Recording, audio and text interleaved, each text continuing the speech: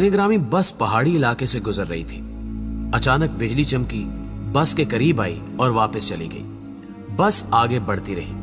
आध घंटे बाद बिजली दोबारा आई, बस के पिछले हिस्से की तरफ लपकी, लेकिन वापस चली गई। बस आगे बढ़ती रही। बिजली एक बार फिर आई और वो इस बार दाईं साइड पर हमला आवर हुई, लेकिन तीसरी बार भी वापस लौट गई। ड्राइवर समझदार था, उसने गाड़ी रोकी और ऊंची आवाज में बोला, भाइयों, बस में कोई गुनाहगार सवार है। ये बिजली उसे तलाश कर रही है। हमने अगर उसे न उतारा तो हम सब मारे जाएंगे। बस में सरासीमगी फैल गई और तमाम मुसाफिर एक दूसरे को शक की नजरों से देखने लगे। ड्राइवर ने मशवरा दिया, सामने पहाड़ के नीचे दरख्त है, हम तमाम एक एक करके उतरते हैं और उस दरख्त के नीचे खड़े हो जाते हैं। हम में से जो गुनाहगार होगा, बिजली उस पर गिर जाएगी और बाकी लोग बच जाएंगे। ये तजवीज काबिल अमल थी। तमाम मुसाफिरों ने इत्तेफाक किया। ड्राइवर सबसे पहले उतरा और दौड़कर दरख्त के नीचे खड़ा हो गया। बिजली आसमान पर चमकती रही, लेकिन वो ड्राइवर की तरफ नहीं आई। वो बस में वापस चला गया। दूसरा मुसाफिर उतरा और दरख्त के नीचे खड़ा हो गया। बिजली ने उसकी तरफ भी तवज्जो नहीं दी। तीसरा मुसाफिर भी साफ बच गया। यूं मुसाफिर आते रहे, दरख्त के नीचे खड़े होते रहे और वापस जाते रहे, यहां तक कि सिर्फ एक मुसाफिर बच गया। ये गंदा मजहूल सा मुसाफिर था। कंडक्टर ने उसे तरस खाकर बस में सवार कर लिया था। मुसाफिरों ने उसे बुरा भला कहना शुरू कर दिया। लोगों का कहना था कि हम तुम्हारी वजह से मौत के मुंह पर बैठे हैं, तुम फौरन बस से उतर जाओ।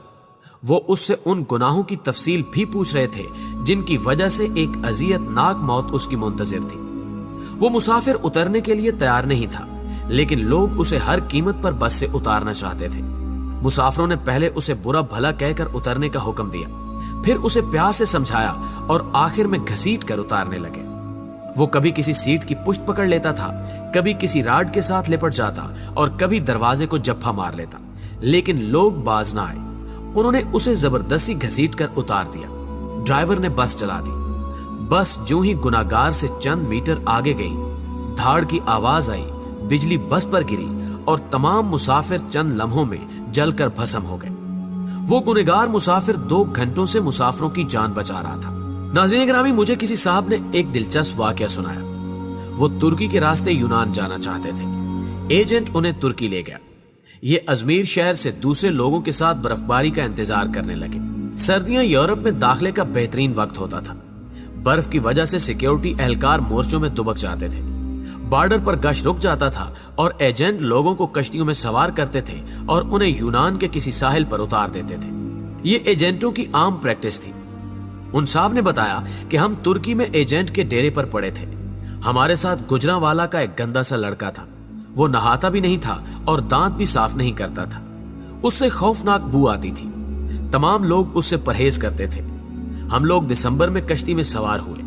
हम में से कोई शख्स उस लड़के को साथ नहीं ले जाना चाहता था।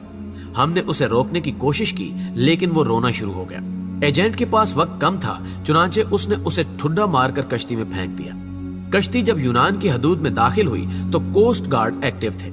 यूनान को शायद हमारी कश्ती की मुखबरी हो गई थी। एजेंट ने मुख्तलिफ रास्तों से यूनान में दाखिल होने की कोशिश की, मगर हर रास्ते पर कोस्ट गार्ड थे। इस दौरान उस लड़के की तबीयत खराब हो गई। वो उल्टियां करने लगा। हमने एजेंट से एहतजाज शुरू कर दिया। एजेंट टेंशन में था, उसे गुस्सा आ गया। उसने 2 लड़कों की मदद ली और उसे उठाकर यख पानी में फेंक दिया। वो बेचारा डुबकियां खाने लगा। हम आगे निकल गए। हम अभी आध किलोमीटर आगे गए थे कि हम पर फायरिंग शुरू हो गई। एजेंट ने कश्ती मोड़ने की कोशिश की। कश्ती अपना तवाजुन बरकरार न रख सकी और वो पानी में उलट गई। हम सब पानी में डुबकियां खाने लगे। मैंने खुद को सर्दी, पानी और खौफ के हवाले कर दिया। मेरी आंख खुली तो मैं अस्पताल में था। मुझे अमले ने बताया कि कश्ती में सवार तमाम लोग मर चुके हैं, सिर्फ 2 लोग बचे हैं। मैंने दूसरे शख्स के बारे में पूछा। डॉक्टर ने मेरे बेड का पर्दा हटा दिया। दूसरे बेड पर वही लड़का लेटा था जिसे हमने अपने हाथों से समंदर में फेंका था। समंदर की लहरें धकेलकर उसे साहिल तक ले आई थी। मुझे कोस्ट गार्ड ने बचा लिया था, जबकि बाकी लोग गोलियों का निशाना बन गए या फिर सर्दी से ठिठर कर मर चुके थे। मैं 15 दिन अस्पताल में रहा। मैं इस दौरान ये सोचता रहा कि मैं क्यों बच गया। मुझे कोई जवाब नहीं सूझता था। मैं जब अस्पताल से डिस्चार्ज हो रहा था, मुझे उस वक्त याद आया कि मैंने इस लड़के को लाइफ जैकेट पहनाई थी। एजेंट जब उसे पानी में फेंकने के लिए आ रहा था तो मैंने फौरन बाग से जैकेट निकालकर उसे पहना दी थी। ये वो नेकी थी जिसने मुझे बचा लिया। मुझे जो ही ये नेकी याद आई, मुझे 6 माह का वो सारा जमाना याद आ गया जो हमने उस लड़के के साथ गुजारा था। हम ना सिर्फ तुर्की में उसकी वजह से बचते रहे थे, बल्कि वो जब तक हमारी कश्ती में मौजूद रहा हम कोस्ट गार्ड से भी महफूज रहे, यख पानी से भी और मौत से भी महफूज रहे।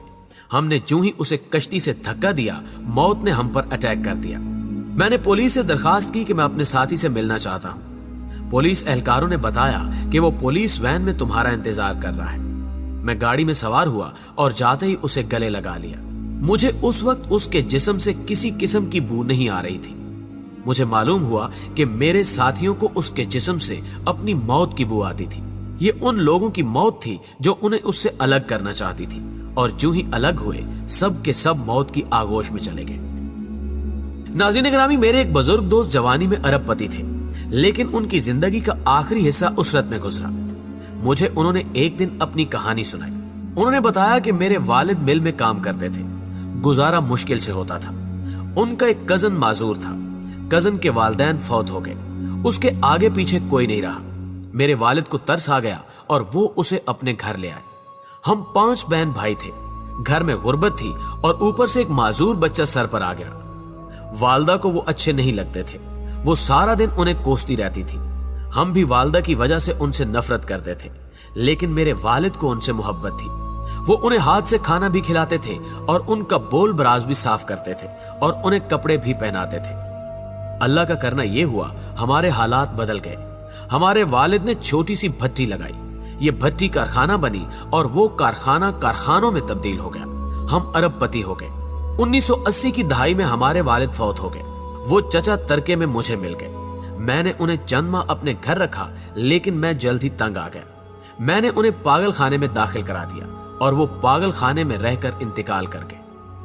बस उनके इंतकाल की देर थी कि हमारा पूरा खानदान अर्श से फर्श पर आ गया। हमारी फैक्ट्रियां, हमारे घर और हमारी गाड़ियां, हर चीज नीलाम हो गई। हम रोटी के नवालों तक को तरसने लगे। हमें उस वक्त मालूम हुआ कि हमारे माजूर चचा हमारे रिज्क की जमानत थे। हम उनकी वजह से मोहल्लों में जिंदगी गुजार रहे थे।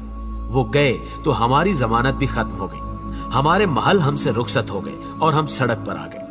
प्यारे दोस्तों, ये तीनों वाकयात आपके लिए हैं। हम नहीं जानते कि हम किन लोगों की वजह से जिंदा हैं, हम किन की वजह से कामयाब हैं और हम किन की बदौलत मोहल्लों में जिंदगी गुजार रहे हैं। हम ये भी नहीं जानते कि हम किसको बस से उतारेंगे, हम किसको कश्ती से बाहर फेंकेंगे और हम किसके खाने की प्लेट उठाएंगे, और वो शख्स हमारा रिज्क, हमारी कामयाबी और हमारी जिंदगी साथ ले जाएगा। हम हरगिज नहीं जानते, लिहाजा हम जब तक उस शख्स को पहचान नहीं लेते, हमें उस वक्त तक किसी को बस, कश्ती और घर से निकालने का रिस्क नहीं लेना चाहिए, क्योंकि हो सकता है हमारे पास जो कुछ हो वो सब कुछ उस शख्स का हो, और अगर वो चला गया तो सब कुछ चला जाए। हम न रहें, मट्टी का ढेर बन।